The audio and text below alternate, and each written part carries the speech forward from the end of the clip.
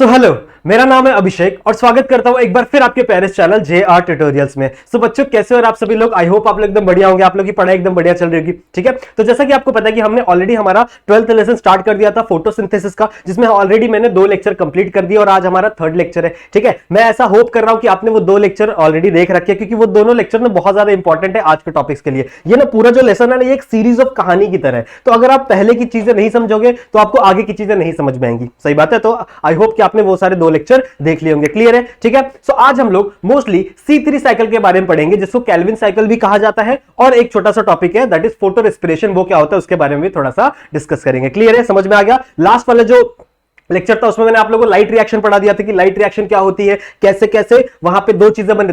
Light reaction का 2 product था ना, एक NADH और एक क्या था, ATP। तो ये 2 प्रोडक्ट कैसे फॉर्म होते थे लाइट रिएक्शन के अंदर, वो मैंने आप लोगों को सिखा दिया था। ठीक है, तो आज हम लोग पढ़ेंगे डार्क रिएक्शन के अंदर। सही है, तो लेक्चर स्टार्ट करने से पहले आपको एक छोटा सा अनाउंसमेंट देना चाहता हूं कि हमारा जो JR ट्यूटोरियल्स का एप्लीकेशन है वो भी लाइव हो चुका है प्ले स्टोर के ऊपर। तो जरूर से जाके उसको डाउनलोड कर लेना। बहुत ही अच्छा एप्लीकेशन है, फ्री ऑफ कॉस्ट एप्लीकेशन है। उसके ऊपर बहुत सारे आप लोग को क्विजेस देखने के लिए मिल रहे हैं, टेस्ट सीरीज देखने मिल रही है, और आने वाले टाइम पे आप लोग को जो अपना लेक्चर वीडियोस है वो भी देखने के लिए मिल जाएगा। क्लियर है? समझ में आएगी? तो जरूर से डाउनलोड कर लेना और अच्छे रेटिंग भी दे देना। साथ ही साथ अगर आपको मेरे पूरे सेशन के थ्रू कोई भी डाउट होता है, कोई भी चीज से अगर आपको डिफिकल्टी होती है बायोलॉजी में, तो आप डायरेक्टली मुझे मेरे इंस्टाग्राम पे मैसेज कर सकते हैं आपका डाउट के साथ साथ ही आप अगर आपको कोई फीडबैक देना तो वो भी आप वहां पे दे सकते हैं। क्लियर है? समझ में आ गया? तो चलो आज स्टार्ट करते हैं हम लोग अपना लेक्चर नंबर 3। ठीक है, तो देखो लास्ट लेक्चर में हम लोग ने क्या क्या पढ़ा था वो थोड़ा सा रिवाइज कर लेते हैं, क्योंकि वो बहुत जरूरी है। अगर आप लोग, मुझे पता है कि आप लोग ने देखा है, लेकिन थोड़ा सा रिवीजन जरूरी है, क्योंकि आप लोग उस चीज से कनेक्ट नहीं कर पाओगे। नहीं तो क्या बोला था मैंने लास्ट टाइम पे कि फोटोसिंथेसिस 2 पार्ट में डिवाइडेड है। ठीक है, एक मैं डिस्क्रिप्शन दूं तो फोटोसिंथेसिस 2 पार्ट में डिवाइडेड था, एक आपका लाइट रिएक्शन और एक आपका डार्क रिएक्शन। सही है, और आपका जो लाइट रिएक्शन का उसका नाम लाइट रिएक्शन पड़ा ही क्यों है? क्योंकि वो डायरेक्टली किस पे डिपेंडेंट है? सन की लाइट पे डिपेंडेंट है। सही है, सन की लाइट पे डिपेंडेंट था। उसके अंदर जितने भी फोटोसिंथेटिक पिगमेंट थे वो क्या कर रहे थे? वो सन की लाइट को एब्जॉर्ब करके एक्साइटेड हो जा रहे थे। सही है, और फिर वो अपनी एनर्जी को क्या कर रहे थे, एक फोटोसिंथेटिक एक पिगमेंट से दूसरे पिगमेंट को ट्रांसफर किया जा रहा था। सही है, ऐसे कुछ चल रहा था वहां पे, खेल चल रहा था। उसको मैंने क्या बोला था? That is electron chain transfer. ठीक है, एक चेन चली हुई थी ना इलेक्ट्रॉन्स को ट्रांसफर करने की, तो उसको हम लोग क्या बोले थे? That is electron chain transfer. और उसकी वजह से हमारा जो हमारा ये था थैलाकॉइड था, उसके अंदर क्या हो रहा था? हाइड्रोलिसिस हो रहा था वाटर का। सही है, जो वाटर था वो 2 मॉलिक्यूल्स में टूट रहा था, और उसकी वजह से यहाँ पे H+ क्रिएट हो रहा था। ठीक है, H+ का एक मॉलिक्यूल बन रहा था, साथ ही साथ वहां पे 2 इलेक्ट्रॉन बन रहे थे, और वो इलेक्ट्रॉन कहां चले जा रहे थे? दैट इज क्लोरोफिल A के अंदर। सही बात है, तो यही हम लोग डिस्कस किए थे लास्ट लेक्चर में। सही है, तो मैंने क्या बोला कि देखो यहां पे फॉर एन एग्जांपल ये आपका एक प्लांट है। ठीक है, और इस प्लांट से क्या निकला हुआ है? एक आपका ब्यूटीफुल सा लीफ निकला है। ठीक है, इट इज अ लीफ। अब इस लीफ के अंदर क्या था? इस लीफ के अंदर कौन कौन से सेल्स प्रेजेंट होते हैं? Mesophyll cells. क्लियर है? इस सेल के अंदर क्या है? मीजोफिल सेल्स है। मीजोफिल सेल के अंदर क्या प्रेजेंट होता है? हम लोग किसके बारे में पढ़ना है? फोटोसिंथेसिस पढ़ना है ना हम लोग। तो फोटोसिंथेसिस किसके अंदर हो रही है? क्लोरोप्लास्ट के अंदर। ठीक है, तो दिस इज द क्लोरोप्लास्ट। अब क्लोरोप्लास्ट के अंदर क्या थे? एक रिंग लाइक के स्ट्रक्चर प्रेजेंट थे, जिसको मैंने क्या बोला था? थैलाकॉइड। एक को मैंने थैलाकॉइड बोला था, सबको मैंने क्या बोला? ग्रैना। अब इस थैलाकॉइड के अंदर मैं यहाँ पे एक ही बनाना चाहता हूं, सारे नहीं बनाएंगे, एक ही के अंदर हम लोग पढ़ेंगे क्या चल रहा है। तो इस थैलाकॉइड के अंदर, ये थैलाकॉइड की मेम्ब्रेन थी। ठीक है, इस थैलाकॉइड के अंदर क्या चल रहा था? यहाँ पे फोटोसिस्टम प्रेजेंट था। यहाँ पे एक फोटोसिस्टम जिसको मैंने फोटोसिस्टम 2 बोला था, और यहाँ पे मेरा दूसरा फोटोसिस्टम जिसको मैंने क्या बोला था? फोटोसिस्टम 1। थोड़ा सा कंफ्यूजिंग है, लेकिन हमेशा याद रखना कि जो फोटोसिस्टम 2 है वो पहले आता है। इसका जो नंबर दिया गया है ये अपना डिस्कवरी के अकॉर्डिंग दिया गया है। पहले कौन सा डिस्कवर होता, फिर बाद में कौन सा डिस्कवर होता, लेकिन हमारा जो रिएक्शन चल रहा है उस पर सबसे इंपॉर्टेंट कौन सा है? That is photosystem 2। सबसे पहला क्या है? फोटोसिस्टम 2। अब मैंने क्या बताया था कि फोटोसिस्टम 2 में 2 कंपार्टमेंट होते, 2 साइड्स होते। एक क्या था? लाइट हार्वेस्टिंग सेंटर, जहां से लाइट को कैप्चर किया जाता था, इस साइड और इस साइड, और बीच में क्या था? रिएक्शन सेंटर था। सही है, बीच में क्या था? रिएक्शन सेंटर, जिसके अंदर क्या प्रेजेंट है? That is chlorophyll A। ठीक है, क्लोरोफिल A। अगर मैं फोटोसिस्टम 2 की बात करूं तो कौन सा क्लोरोफिल A था? That is P68। बताया था ना मैंने आप लोग को, दैट इज P68। ये नामक क्लोरोफिल आपका कहां प्रेजेंट था? फोटोसिस्टम 2 के अंदर। और आपके फोटोसिस्टम 1 में कौन सा क्लोरोफिल है? That is P700। ये नाम क्यों दिए हुए हैं? ऑलरेडी बताया मैंने तुम लोगों को, ये नाम इसलिए दिए हुए क्योंकि ये इस फ्रीक्वेंसी को क्या कर सकते हैं? वो एब्जॉर्ब करते हैं। आपको बताया था ना मैंने कि 400 to 700 की एक फ्रीक्वेंसी होती है। उस फ्रीक्वेंसी को हम लोग क्या बोलते हैं? That is photosynthetically active region. मतलब उस रीजन में ही फोटोसिंथेसिस हो सकता है। तो उसमें से भी जो आपका 680 nm वाली वेवलेंथ है और जो 700 nm वाली वेवलेंथ है, उनको ये दोनों क्या कर सकते हैं? कैप्चर कर सकते हैं। सही है।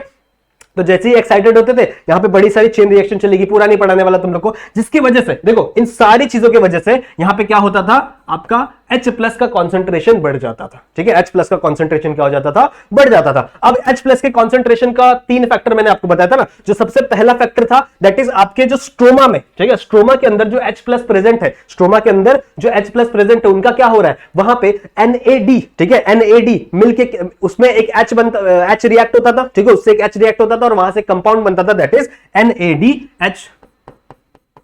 सही है, ठीक है, यहां पे कंपाउंड बनता था दैट इज NADH। और यहां से जैसे ही इसके अंदर कॉन्सेंट्रेशन ज्यादा होता था तो मैंने आप लोगों को बताया था कि यहां से चीजें निकलने लगती है, यहां से जितने भी H के कॉन्सेंट्रेशन है वो बाहर आने लगते हैं और इस कॉन्सेंट्रेशन की वजह से जैसे ये बाहर आते तो यहाँ पे कौन सी एनर्जी बन जाती है, मूवमेंट हो रहा है ना, तो दैट इज काइनेटिक एनर्जी बन जाती है। इस काइनेटिक एनर्जी को पकड़ के, ठीक है, इस काइनेटिक एनर्जी को पकड़ के यहां पे क्या क्या होता था, दैट इज ADP लेते थे, ADP plus IP that is inorganic phosphate. और इस काइनेटिक एनर्जी द्वारा, यहां पे काइनेटिक एनर्जी मैंने सिंबल बनाया, इस काइनेटिक एनर्जी द्वारा यहां पे क्या बना दिया जाता था, ATP। ठीक है, क्या बन जाता था, ATP। ये नॉर्मल सी प्रोसेस होती थी लाइट रिएक्शन में। फिर मैंने आप लोग क्या बोला था कि जब डार्क रिएक्शन चलेगी ना बच्चों, डार्क रिएक्शन में ये दोनों प्रोडक्ट बहुत ज्यादा इंपॉर्टेंट है। ठीक है, डार्क रिएक्शन में NADH और आपका ATP बहुत ज्यादा इंपॉर्टेंट है। अब क्या होता है, देखो मैंने आप लोगों को बताया हुआ कि डार्क रिएक्शन हमेशा कहां चलती है, स्ट्रोमा के अंदर। ठीक है, डार्क रिएक्शन कहां चलती है, हमेशा स्ट्रोमा के अंदर। तो ये आपका फॉर एग्जांपल स्ट्रोमा वाला रीजन है। अब थोड़ा इसको बड़ा बनाना पड़ेगा क्योंकि मुझे बहुत सारी चीजें यहाँ पे दिखानी है आप लोग को, तो इस लीव को मिटा देते, चलो कोई दिक्कत की बात नहीं। ये आपका एक क्लोरोप्लास्ट है। ठीक है, ये आपका एक क्लोरोप्लास्ट है जिसके अंदर यहां पे लाइट रिएक्शन हो गई है, तो ये लाइट रिएक्शन का इतना स्पेस छोड़ देते हैं हम लोग। अब यहां पे क्या होने वाली है, डार्क रिएक्शन। डार्क रिएक्शन में होता क्या है, सुनो ध्यान से। डार्क रिएक्शन में आपका आता है CO2। ठीक है, क्या आता है, CO2। अब ये CO2 दो जगह से आ सकता है, ध्यान से सुनो, ये CO2 दो जगह से आ सकता है। एक, उस प्लांट के अंदर रेस्पिरेशन हो रही थी। ठीक है, इस प्लांट के अंदर क्या हो रही है, रेस्पिरेशन। रेस्पिरेशन का बाय प्रोडक्ट क्या होता है, सबको पता है, हम लोग ऑक्सीजन लेते हैं और कार्बन डाइऑक्साइड को छोड़ देते हैं। ठीक है, तो उस रेस्पिरेशन से कुछ CO2 आ गई, लेकिन ये CO2 इनफ नहीं थी ना प्लांट के लिए। प्लांट के लिए इतना CO2 नहीं चाहिए, प्लांट को और CO2 चाहिए। बोलता भैया मेरा इतने से काम नहीं होने वाला, मुझे बहुत सारा CO2 चाहिए क्योंकि मुझे ग्लूकोज बनाना है। तो प्लांट क्या करता है, प्लांट के यहाँ पे एक ओपनिंग प्रेजेंट होती है छोटी सी। प्लांट का जो लीफ होता है ना, उसके लीफ पे एक यहाँ पे छोटी सी ओपनिंग प्रेजेंट होती है जिसे हम लोग बोलते हैं स्टोमेटा। सही है, जिसे हम लोग क्या बोलते हैं, स्टोमेटा। अब इस स्टोमेटा के अंदर से इसको बहुत ज्यादा क्या चाहिए, कार्बन डाइऑक्साइड चाहिए। ठीक है, तो इस स्टोमेटा क्या करेगा, स्टोमेटा से एयर से क्या होगा, कार्बन डाइऑक्साइड बाहर से बहुत ज्यादा इंसर्ट होगा। ठीक है, तो ये एयर से कार्बन डाइऑक्साइड इसके अंदर आया। अब ये कार्बन डाइऑक्साइड एक साइकिल में एंटर करता है। ठीक है, जो कार्बन डाइऑक्साइड है ना, ये एक साइकिल में एंटर करता है।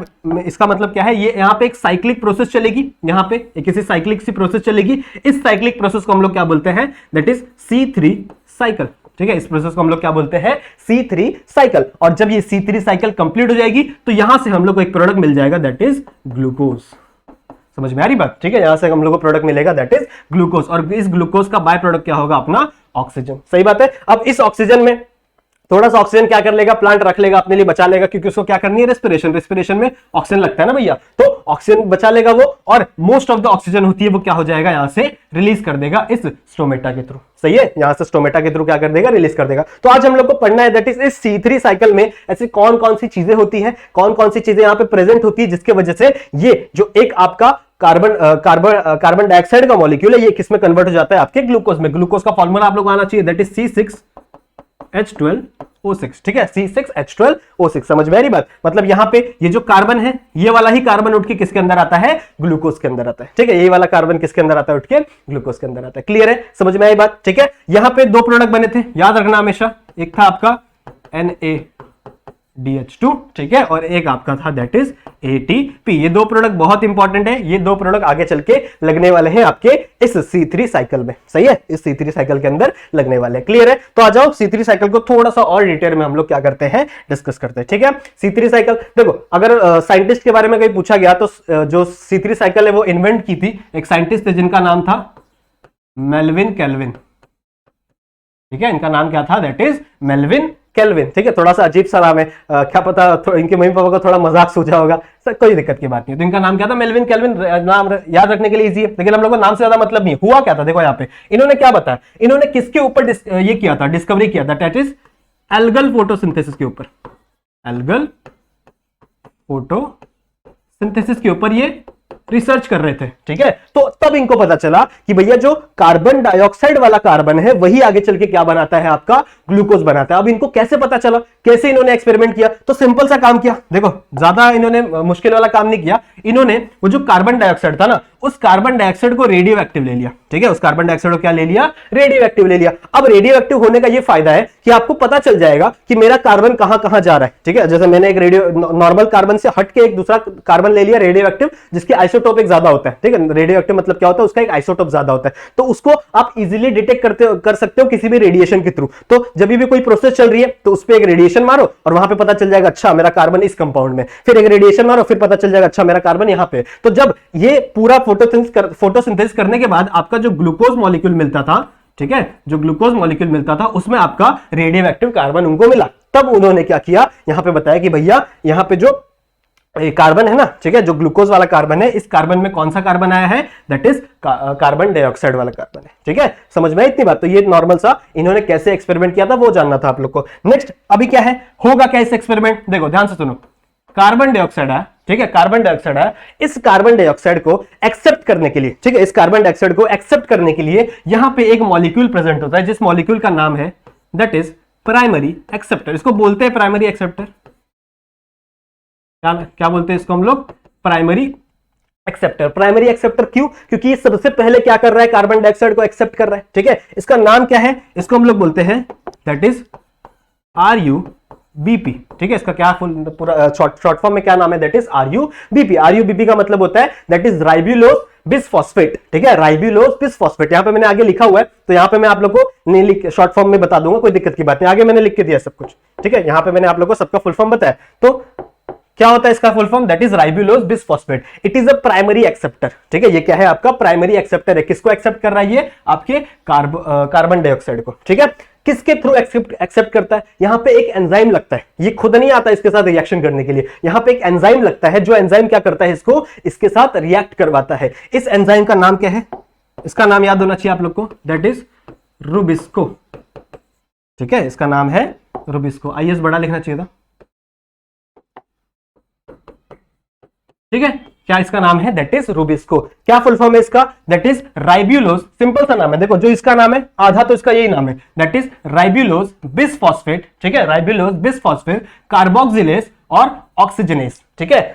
अपना राइबोलोज बिसफॉस्फेट कार्बोक्सिलेज और ऑक्सीजनेज का नाम क्यों है, देखो कार्बोक्सिलेज नाम क्यों है, क्योंकि ये एडिशन करवा रहा है कार्बन डाइऑक्साइड का, ठीक है। ये किसका एडिशन करवा रहा है, कार्बन डाइऑक्साइड का, इसीलिए इसका नाम है कार्बोक्सिलेज। इसका नाम ऑक्सीजनेज क्यों है, आगे बताऊंगा मैं तुम लोग को, क्योंकि इसका इसका मस्त सा फंक्शन है। जब हम लोग फोटो रेस्पिरेशन पढ़ेंगे तब मैं आपको बताऊंगा कि इसको हम लोग ऑक्सीजनेज क्यों बोलते हैं। अभी इतना समझ में आया, ठीक है। ये एक एंजाइम है, इट इज अ एंजाइम, ठीक है। इट इज एंजाइम जो क्या करवाता है, आपके कार्बन डाइऑक्साइड को ऐड करवा देता है, किसके ऊपर, RUBP के ऊपर, ठीक है, RUBP के ऊपर। अब जैसे देखो RUBP जो है ये एक 5 कार्बन कंपाउंड है, ठीक है। कितना कार्बन कंपाउंड है, 5 कार्बन। तो यहां पे मैंने 5 कार्बन कंपाउंड बना लिया, it is a 5 carbon compound. तो जैसे ही इस 5 कार्बन कंपाउंड पे एक आपका कार्बन डाइऑक्साइड लगता है, ये बन जाता है 6 कार्बन कंपाउंड। सही है ना, कार्बन डाइऑक्साइड में कितना कार्बन है, 1 कार्बन है, तो ये क्या बन जाएगा, 6 कार्बन कंपाउंड। लेकिन ये जो 6 कार्बन कंपाउंड है ये बहुत ही ज्यादा अनस्टेबल है, ठीक है। ये 6 कार्बन कंपाउंड बहुत ही ज्यादा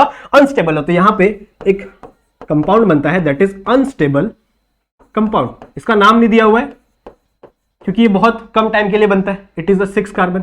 अब ये बहुत ही अनस्टेबल है, इसीलिए क्या हो जाता है, ये टूट जाता है। हम लोग ने भी पढ़ा ना केमिस्ट्री में कि जब बहुत सारे अनस्टेबल कंपाउंड बनते हैं, जो ट्रांजिशन स्टेट बनती है, उसमें क्या होता है कि कंपाउंड टूट जाता है और खुद को स्टेबल करने की कोशिश करता है। तो यहां पे भी, ठीक है, यहां पे भी ऐसा ही होगा। ये जो बड़ा सा कंपाउंड है ना, जो बड़ा सा कंपाउंड है, ये टूट जाएगा और एक छोटा सा कंपाउंड बना लेगा 3 कार्बन वाला, ठीक है। तो 3 कार्बन वाले यहां पे 2 कंपाउंड बन जाएंगे। 6 कार्बन का कंपाउंड था, तो ये 6 कार्बन का कंपाउंड बीच में से टूट गया और यहां पे 3 कार्बन वाले 2 कंपाउंड बन गए, ठीक है।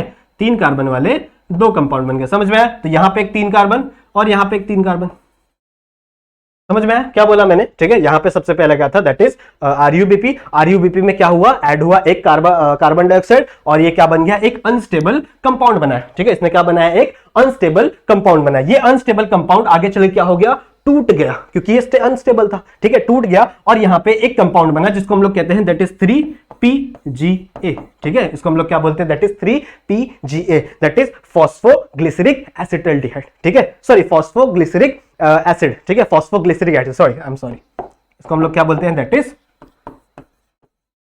Phosphoglyceric acid.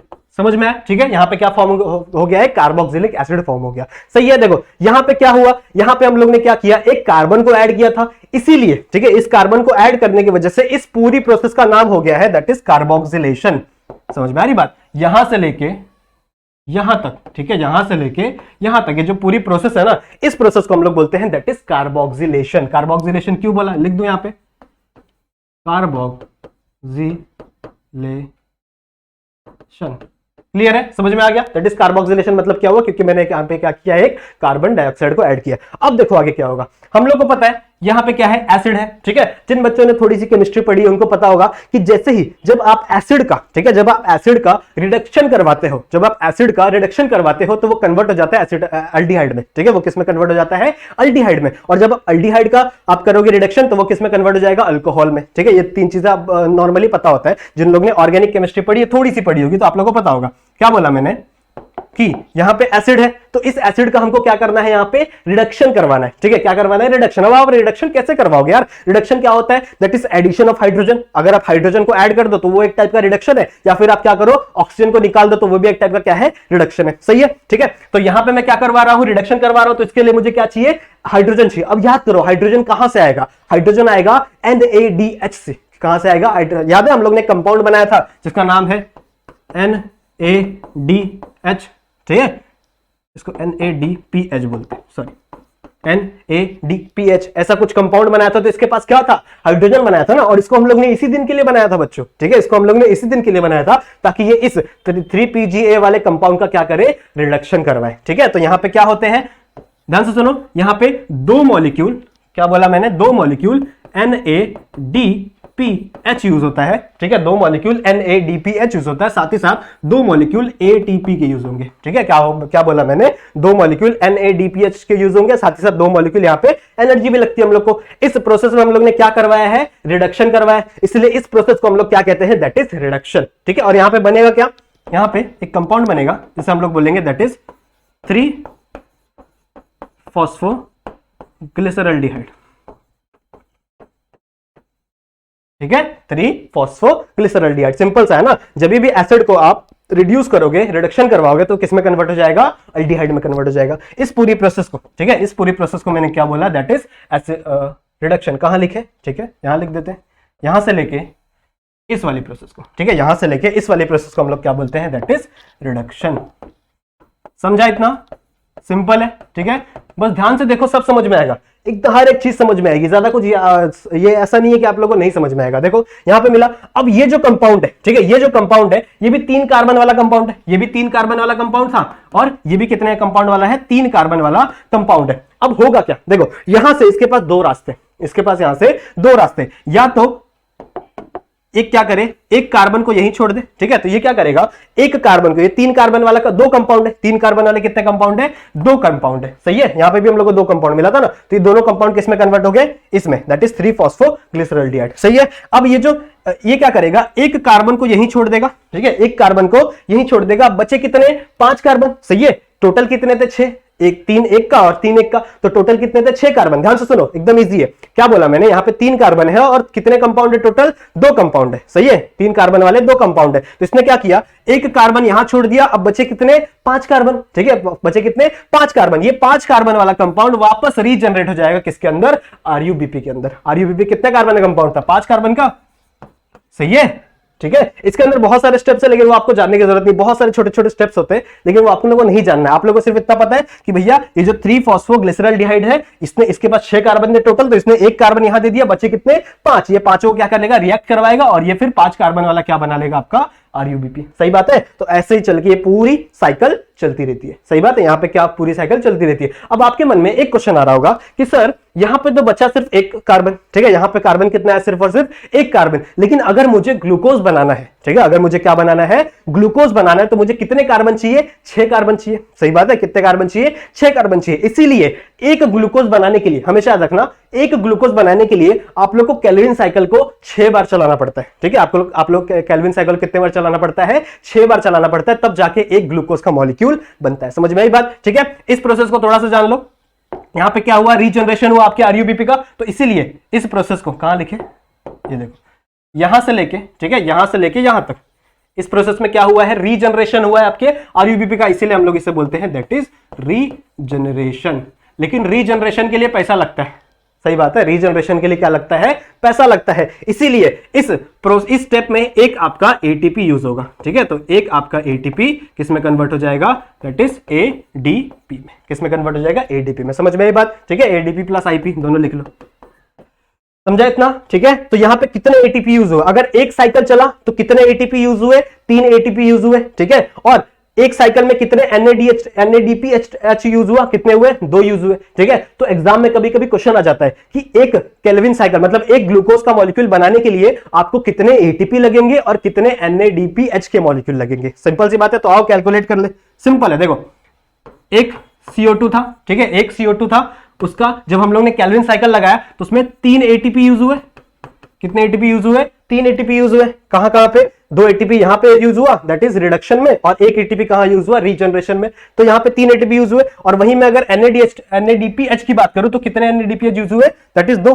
तो कितने यूज हुए, 2 NADPH यूज हुए। ठीक है, तो अगर एग्जामिनर क्या पूछेगा कि भैया बताओ एक ग्लूकोज का मॉलिक्यूल बनाने के लिए आप कितने एटीपी खर्च करोगे और कितने NADPH खर्च करोगे, तो सिंपल सी बात है, एक ग्लूकोज में कितने कार्बन है, 6 कार्बन है। सही है, तो आपको केल्विन साइकिल कितनी बार चलानी पड़ेगी, 6 बार चलानी पड़ेगी। तो मल्टीप्लाई कर दो सबको 6 से। ठीक है, तो कितना हो जाएगा ये 18 एटीपी, और इसको 6 से मल्टीप्लाई कर दो that is 12 NADP, sorry P लिख दिया पहले मैंने, DPH। क्लियर है, समझ में आ गया? सो ये आप लोग को याद रखना। कभी कभी क्वेश्चन ऐसा आ जाता है कि अगर आप 3 बार केल्विन साइकिल चलाओगे तो देखो, आप बहुत सारे बच्चे क्या करते हैं, इसको रट लेते। ठीक है, ये जो फॉर्मूला है ना, ये वैल्यू इसको रट लेते कि एक ग्लूकोज मॉलिक्यूल बनाना तो मुझे 18 एटीपी लगेगा, 12 ये अगर मुझे एक ग्लूकोज बनाना है तो 12 मॉलिक्यूल का क्या लगेगा, मुझे NADPH लगेगा। लेकिन कई बार एग्जाम में ये क्वेश्चन आ जाता है कि अगर आपको 3 बार चलानी है ये कार्बन साइकिल, ठीक है, C3 cycle, sorry C3 cycle आपको 3 बार चलानी है, तो क्या बताओ कितना एटीपी खर्च होगा, कितना NADPH खर्च होगा। तो ये भी आप लोगों को जानना है, आप लोगों को ये चीजें याद रखनी है हमेशा। अगर ये चीज याद रखोगे तो कितने भी बार चलाने दो, आप लोगों को सिर्फ क्या करना है, मल्टीप्लाई, जितने भी बार साइकिल चलेगी उतने नंबर को क्या कर दो, मल्टीप्लाई कर दो, और आपको यहां पे आंसर मिल जाएगा। क्लियर है, समझ में आ गया? तो ये नॉर्मल सी प्रोसेस है, यहां पे क्या बन जाता है आपका ग्लूकोज। समझा इतना? ठीक है, क्लियर है, इतनी बातें समझ में आ गई, समझ में आ गया। अब देखो यहां पे और भी थोड़े स्टेप होते हैं, डायरेक्टली ग्लूकोज नहीं बनता। यहां पे सबसे पहले बनता है फ्रुक्टोज 1,6 डाइफॉस्फेट। थोड़ा सा और इलैबोरेट कर लो इसको। ठीक है, यहां पे सबसे पहले बनता है दैट इज फ्रुक्टोज 1,6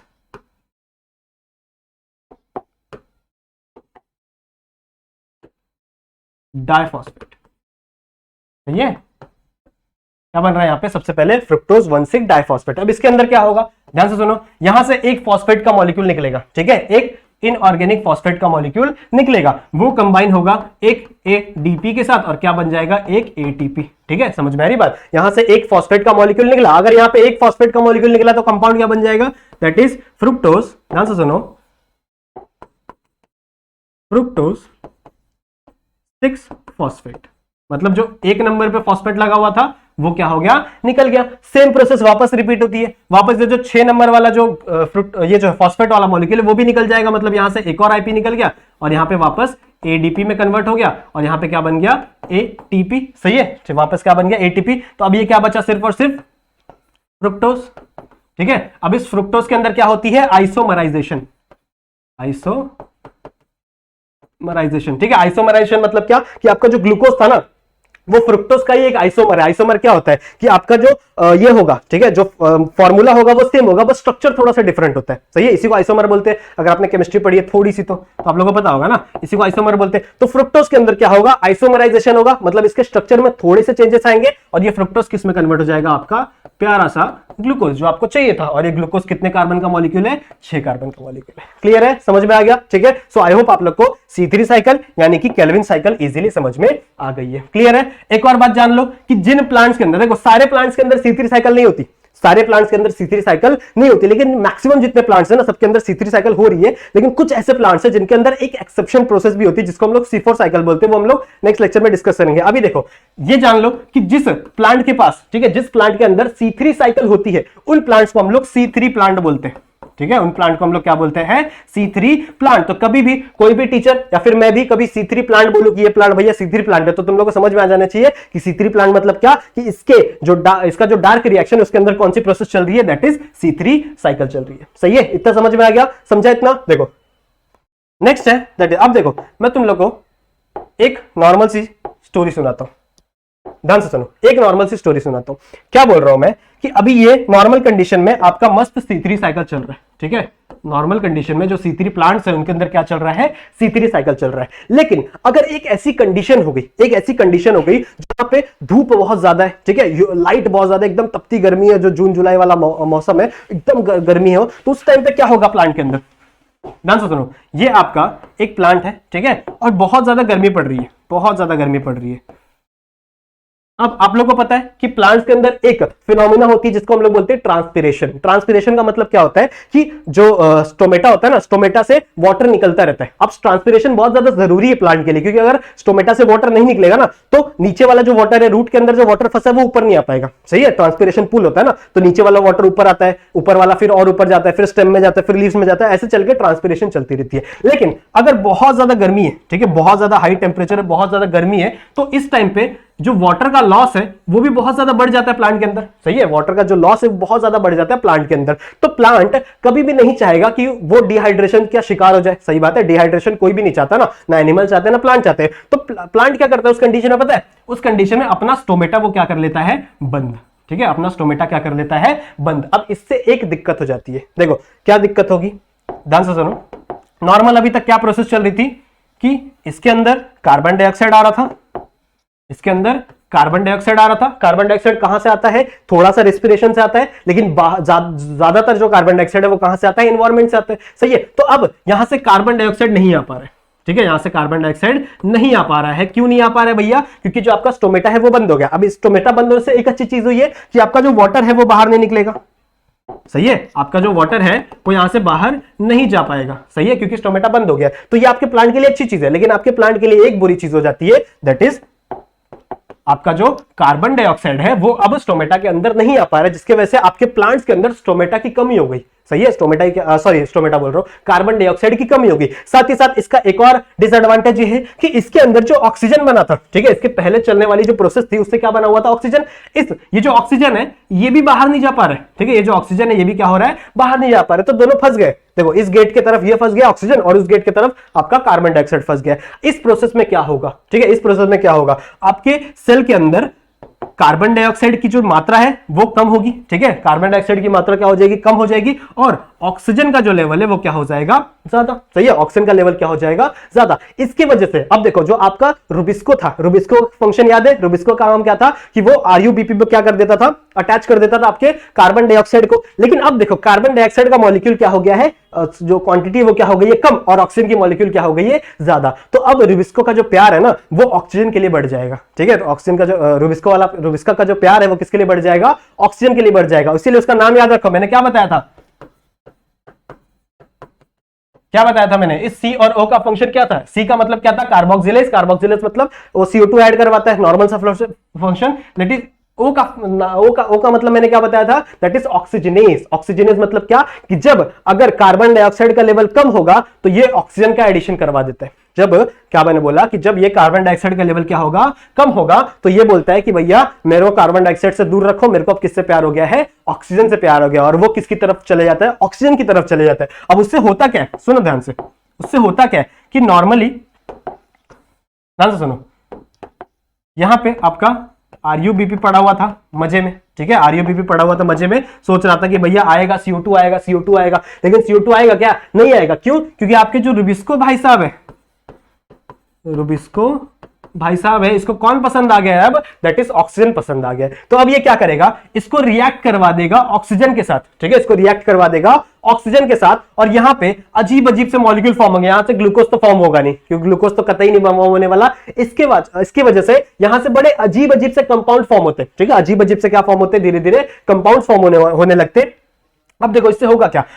एक आपका जो कंपाउंड फॉर्म हुआ उसकी वजह से आपका ऑक्सीजन यूज हो रहा है इसी के अंदर, ठीक है, ऑक्सीजन ट्रैप हो गया। साथ ही साथ यहां से कार्बन डाइऑक्साइड को ये रिमूव करवाता है, ठीक है, ये क्या करवा देता है? कार्बन डाइऑक्साइड जो बन रहा था ना इसके अंदर, प्रेजेंट में था ना, उसको भी ये क्या करवा देता है? रिमूव करवाता है। साथ ही साथ ये इस प्रोसेस के अंदर एक एटीपी का मॉलिक्यूल भी यूज हो जाएगा, ठीक है, इस प्रोसेस के अंदर एक एटीपी का मॉलिक्यूल भी क्या हो जाएगा? यूज हो जाएगा। समझ में आ रही बात? मतलब नॉर्मली क्या था, ना तो ग्लूकोज बन रहा इस प्रोसेस में, ना तो ग्लूकोज बन रहा, ठीक है, ना ही या और आपका जो कार्बन डाइऑक्साइड बचा हुआ है ना उसको भी बाहर निकाल दिया जा रहा है, और आपके साथ इसके अंदर जो एनर्जी बची हुई थी उस एनर्जी का भी यूज कर लिया जा रहा है। तो देखो कितने सारे नुकसान है, बहुत ही गंदी प्रोसेस है, बहुत ही गंदी प्रोसेस है। इस प्रोसेस को हम लोग कहते हैं दैट इज फोटो रेस्पिरेशन, ठीक है, इस प्रोसेस को हम लोग क्या कहते हैं? Photo respiration. क्यों इसका नाम फोटो रेस्पिरेशन रखा है? ध्यान से सुनो, इसका नाम फोटो रेस्पिरेशन इसीलिए रखा है क्योंकि देखो फोटो मतलब क्या? लाइट। तो ये जो चीज हो रही है, जो फिनोमिना हो रही है, ये ज्यादा लाइट की कंडीशन में हो रही है, मतलब बहुत ज्यादा टेम्परेचर बढ़ गया, सूरज की रोशनी बहुत ज्यादा बढ़ गई, गर्मी बहुत ज्यादा बढ़ गई है, सही है, तो उस कंडीशन में सारी चीजें हो रही है। और साथ ही साथ क्या हो रहा है? यहाँ पे रेस्पिरेशन हो रहा है। रेस्पिरेशन मतलब क्या होता है भैया? देखो रेस्पिरेशन का नॉर्मल सा फंक्शन क्या होता है कि आप ऑक्सीजन को अंदर लो और कार्बन डाइऑक्साइड को बाहर छोड़ो, ऑक्सीजन को अंदर लो और कार्बन डाइऑक्साइड को बाहर छोड़ो। और यहाँ पे भी तो वही हो रहा है, इसने किसको ले लिया अंदर? ऑक्सीजन को अंदर ले लिया, क्योंकि ऑक्सीजन की कॉन्सेंट्रेशन बढ़ गई, ठीक है, और इसने किसको रिलीज कर दिया बाहर? दैट इज कार्बन डाइऑक्साइड को रिलीज कर दिया। किसको रिलीज कर दिया इसने? कार्बन डाइऑक्साइड को। समझ में आ रही बात? तो यहाँ पे ये बहुत ही ज्यादा गंदी प्रोसेस चलती है, ठीक है, ये अच्छी प्रोसेस नहीं है, बिल्कुल भी अच्छी प्रोसेस नहीं है। तो यहाँ पे मैं दिखाता हूं आप लोग को कि आखिरकार होता क्या क्या है, कौन कौन सी चीजें यहाँ पे फॉर्म होती है। ध्यान दो, सबसे पहले आपका क्या रहेगा? रुबिस्को मॉलिक्यूल, ठीक है, जो आपका प्राइमरी एक्सेप्टर होता है। लेकिन ये प्राइमरी एक्सेप्टर किसका था? आपके कार्बन डाइऑक्साइड का। तो यहां पे प्राइमरी एक्सेप्टर की तरह एक्ट करेगा, ठीक है, ये कन्वर्ट हो जाएगा किसके अंदर? PGA में, ठीक है, PGA। और एक और देखो, PGA तो वहां पे ही बन रहा था, ये भी 3 कार्बन वाला मॉलिक्यूल है। PGA क्या है? 3 कार्बन वाला मॉलिक्यूल है, लेकिन अब इसके पास वापस दूसरा 3 कार्बन वाला मॉलिक्यूल बनाने की औकात है क्या? नहीं, क्योंकि ये खुद क्या है? 5 कार्बन का है, सही है, और यहां पे एक भी कार्बन एक्स्ट्रा आ नहीं रहा। तो इसके बाद ये जो फॉस्फोग्लाइकोलेट है, ठीक है, फॉस्फोग्लाइकोलेट है, ये क्या हो जाएगा? 2 कार्बन का कंपाउंड फॉर्म हो जाएगा, ठीक है, फॉस्फोग्लाइकोलेट। कुछ से कोलगेट सा नाम है यार, याद रख लो, कोई दिक्कत की बात नहीं है, ज्यादा इतना टेंशन लेने की जरूरत नहीं है, ठीक है। अब देखो ये जो प्रोसेस है ना, ठीक है, ये जो प्रोसेस है ना, ये अलग अलग पार्ट्स में होती है। ये तो अभी आपके नॉर्मल CO2 वाली प्रोसेस कहां हो रही थी? सिर्फ और सिर्फ आपके क्लोरोप्लास्ट के अंदर हो रही थी। लेकिन ये जो प्रोसेस है ना, ये अलग अलग जगह चली जाती है। सही बात है, मतलब नॉर्मल सी इतनी चीजें आपको CO2 इसके अंदर होगी, क्लोरोप्लास्ट के अंदर होगी इतनी, ठीक है, इतनी चीजें आपके कहां होगी? क्लोरोप्लास्ट में होगी। इसके आगे का चीजें अलग अलग किस में चली जाएंगी? अलग अलग सेल ऑर्गेनेलीज में चली जाएंगी, ठीक है, जैसे ट्रिप्टोसिन हो गया, फिर आपका क्या हो गया? दैट इज माइटोकॉन्ड्रिया हो गया। समझ में आ रही बात? सो ऐसे अलग अलग सेल्स के अंदर ये सारी प्रोसेस कहां चली जाती हैं? हो रही है। समझ में इतना? ठीक है, इतनी बातें क्लियर है? इसका एक बार स्क्रीनशॉट ले लो, ठीक है, आई होप आप लोगों को सब समझ में आ गया होगा, सही है। तो यहां पे मैंने क्या बोला कि यहां पे क्या था? ये वाली जो प्रोसेस है ये किसके अंदर चल रही है? आपके अपना क्लोरोप्लास्ट में। नॉर्मल प्रोसेस कहां चल रही है आपकी? क्लोरोप्लास्ट में, ठीक है। लेकिन इसके बाद ये एंटर कर जाता है पेरियोक्सोम में, ठीक है, किसमें एंटर कर जाता है? दैट इज पेरिक्सोम में। समझ में आई बात? ठीक है, पेरिक्सोम में एंटर कर जाता है। पेरिक्सोम इसका एक सेल ऑर्गेनेल होता है। फिर इसके बाद आगे चल के ये वापस इसके अंदर, किसके अंदर? माइटोकॉन्ड्रिया के अंदर भी एंटर कर जाता है, ठीक है, किसके अंदर एंटर कर दिया? ये माइटोकॉन्ड्रिया में भी एंटर कर रहा है। समझ रही बात? तो आगे आगे दूसरे सेल ऑर्गेनेल्स में क्या कर जाता है? ये एंटर कर जाता है, ठीक है। पेरियोक्सोम समझा, ठीक है, माइटोकॉन्ड्रिया समझा, इसके अंदर क्या हो जाएंगे? ये प्रोसेस एंटर कर जाएंगे। इसके नाम आप लोगों को नहीं याद रखने यार, ठीक है, टेंशन मत लो। अच्छी बात यह है कि इतने नाम आप लोगों को याद नहीं रखने, ठीक है। अब देखो क्या बोला मैंने, क्या बताया था मैंने कि यहां पे सबसे बस देख लो क्या क्या स्टेप चल रहा है, वो बस इतना समझ लो कि एक था आपका PGA, ठीक है, एक आपका PGA था, कन्वर्ट हुआ और एक आपका क्या बना, दैट इज फॉस्फोग्लाइकोलेट। फॉस्फोग्लाइकोलेट कितने कार्बन का कंपाउंड है, दैट इज 2 कार्बन का, क्योंकि यहाँ पे थाई 5 कार्बन, ठीक है, और एक ऑक्सीजन आया ना भैया, तो कार्बन तो लेके आया नहीं वो, तो यहाँ पे एक पीजीए बनेगा और क्या बनेगा, दैट इज फॉस्फोग्लाइकोलेट। क्लियर है। उसके बाद आगे चल के ये किसमें कन्वर्ट हो जाता है, दैट इज ग्लाइकोलेट में, ठीक है, ये किसमें कन्वर्ट हो जाता है, ग्लाइकोलेट में। ग्लाइकोलेट बनता है एक्चुअल में इसके अंदर ही है, क्लोरोप्लास्ट के अंदर ही है, फिर ये ग्लाइकोलेट चला जाता है दैट इज पेरोक्सोसोम में, फिर ये कन्वर्ट होता है दैट इज ग्लाइकोऑक्सिलेट, ठीक है, किसमें कन्वर्ट होता है, ये ग्लाइकोऑक्सिलेट। ये भी 2 कार्बन का है, ये भी 2 कार्बन का है, सही है, ये भी 2 कार्बन का है और ये भी आपका 2 कार्बन का। क्लियर है, ठीक है। यहां से देखो इसके अंदर क्या एंटर करेगा, इसके अंदर एक ऑक्सीजन वापस एंटर करेगा, दैट इज ग्लाइकोऑक्सिलेट बनेगा, फिर यहां से H2O2 एंटर करेगा, ठीक है, इसके अंदर क्या एंटर करेगा, H2O2 एंटर करेगा और ये क्या बन जाएगा, दैट इज ग्लाइसिन, ठीक है, यहां पे क्या किसका फॉर्मेशन हो जाएगा, ग्लाइसिन का फॉर्मेशन हो जाएगा। उसके बाद यहां पे 2 चीजें बनती है, एक ग्लाइसिन यहां पे, एक ग्लाइसिन यहां पे, ठीक है, एक ग्लाइसिन वहां पे, एक ग्लाइसिन वहां पे, तो कितने कार्बन हो गए, 2 कार्बन इसके पास, 2 कार्बन इसके पास, सही है, सॉरी हाँ इतनी होंगे ना, 2 कार्बन इसके पास और 2 कार्बन इसके पास। क्लियर है, ठीक है, समझ में आई बात। अब देखो इसके आगे क्या बनेगा, सीरीन, ठीक है, इसके आगे क्या बनेगा, सीरीन। यहां पे कितने कार्बन हो जाते हैं, दैट इज 4 कार्बन, ठीक है, अच्छा सॉरी यहां पे 4 नहीं 5 कार्बन होंगे, 4 नहीं 5 कार्बन होंगे, क्योंकि इसके पास कितने, एक यहां पे एक्स्ट्रा, ये क्या हो रहा है, सॉरी ये तो निकल रहा है ना यहां से, ध्यान दो, ये यहां से क्या हो रहा है, निकल रहा है। ग्लाइसिन कितने है, 3 कार्बन का कंपाउंड, एकदम इजी है, ज्यादा कुछ हार्ड नहीं है, ये 3 कार्बन का कंपाउंड है, यहां से 1 कार्बन निकल गया, 6 थे ना टोटल, यहां से 1 निकल गया CO2 के फॉर्म में, तो यहां की क्या बन गया, दैट इज 5 कार्बन बन गया, सही है। कितने कार्बन बचे, 5 कार्बन। ये किसमें कन्वर्ट होगा, दैट इज वापस 5 कार्बन वाला, 5C लिख देता हूं, 5 कार्बन वाला दैट इज ग्लिसरेट बनेगा, और इस ग्लिसरेट से वापस क्या बनेगा आपका PGA। अब याद करो जब मैंने आप लोगों को बताया था कि जो केल्विन साइकिल थी, ठीक है, केल्विन साइकिल के अंदर क्या चल रहा था, दैट इज आपका जो RuBp था वो किसमें कन्वर्ट हो रहा था, PGA में कन्वर्ट हो रहा था। तो यहां पे भी देखो, यहां पे बस उसका रिवर्स चलता है, आपका PGA किसमें एंटर करेगा, केल्विन साइकिल में, और ये वापस रीजनरेट कर देगा किसको, RuBp को। अब मैंने आप लोगों को बताया कि रीजनरेशन में भैया पैसा लगता है, तो कभी भी याद रखना कि जब भी RuBp का रीजनरेशन होगा तो यहां पे एक ATP खर्च होगा, ठीक है, यहां पे एक ADP बनेगा, सही बात है, समझ में आई इतनी बात। तो यहां पे क्या लो, देखो क्या हुआ, ये एक तो कार्बन डाइऑक्साइड पहले से नहीं था और ये निकाल रहा है कार्बन डाइऑक्साइड को, ठीक है, पहले से भैया कार्बन डाइऑक्साइड नहीं था और इसने कार्बन डाइऑक्साइड निकाल दिया, साथ ही साथ ऑक्सीजन अच्छा नहीं था, कोई देखो कोई यहाँ पे कंपाउंड यूजफुल नहीं बना, सब फालतू कंपाउंड बने, ठीक है, तो यहाँ पे चीजें इतनी फालतू हो गई। फिर यहाँ पे क्या बना, दैट इज ATP, एक ATP अपना जो एनर्जी था वो भी क्या हो गया, यूज हो गया, समझ में आई बात, ATP भी यूज हो गया। क्लियर है, समझ में आया। तो ये एक फालतू सी रिएक्शन चलती है जिसको हम लोग क्या बोलते हैं, दैट इज फोटो रेस्पिरेशन। आप लोग सिर्फ कितना याद रखना है, आप लोग को याद रखना है दैट इज RuBp कन्वर्ट होता है दैट इज PGA और अपना फॉस्फोग्लाइकोलेट में, ठीक है, इसको याद रख लो कोलगेट से याद रख लो ना, कोलगेट ग्लाइकोलेट थोड़ा सा सिनोनिम है ना, तो उससे तुम लोग याद रख लो। फिर ये अजीब कंपाउंड में कन्वर्ट होता है और वापस किस में रीजनरेट हो जाता है, दैट इज RuBp में। बस इतना ही याद रखना है तुम लोग को, बस इतना याद रखना है, ये सारी चीजें तुम लोग को याद में नहीं रखनी है, इतना कुछ पूछेगा नहीं। क्लियर है, समझ में आया, ठीक है। अब देखो ये इतनी खराब प्रोसेस होती है किसके अंदर, हमेशा C3 प्लांट्स के अंदर। जब C3 प्लांट्स के अंदर इतनी खराब कंडीशन आ जाती है, दैट इज बहुत ज्यादा टेम्परेचर आ जाता है, अभी बताया ना तो मैंने तुम लोग कंडीशन बताया ना कि बहुत ज्यादा टेम्परेचर हाई हो जाता है, बहुत हम लोग बोल सकते हैं लाइट ज्यादा हो जाती है, एकदम ये मई जून का टाइम होता है, एकदम गर्मी हो जाती है, तो उस टाइम पे ये चीजें होती है। तो इससे बचने के लिए, ठीक है, फोटो रिडक्शन से बचने के लिए कुछ ऐसे प्लांट्स थे, ठीक है, कुछ ऐसे प्लांट्स थे जिन्होंने अपना साइकिल चेंज कर लिया, अब उनके अंदर चलता है C4 साइकिल। कुछ ऐसे प्लांट्स थे जो क्या करते हैं, अपने अंदर C4 साइकिल चलवाते हैं, सिर्फ और सिर्फ किससे बचने के लिए, फोटो रेस्पिरेशन से बचने के लिए। किससे बचने के लिए, फोटो रेस्पिरेशन से बचने के लिए। समझ में आ रही बात, फोटो रेस्पिरेशन उनके अंदर ना हो जिसकी वजह से वो C3 प्लांट बने ही नहीं, अब वो किसमें कन्वर्ट हो गया, दैट इज C4 प्लांट में, ठीक है, अब वो किसमें कन्वर्ट हो गया, that is C4 plant. C4 plant मतलब क्या कि अब इनके अंदर C3 साइकिल नहीं चलेगी, अब इनके अंदर कौन सी साइकिल चलेगी, दैट इज C4 साइकिल चलेगी।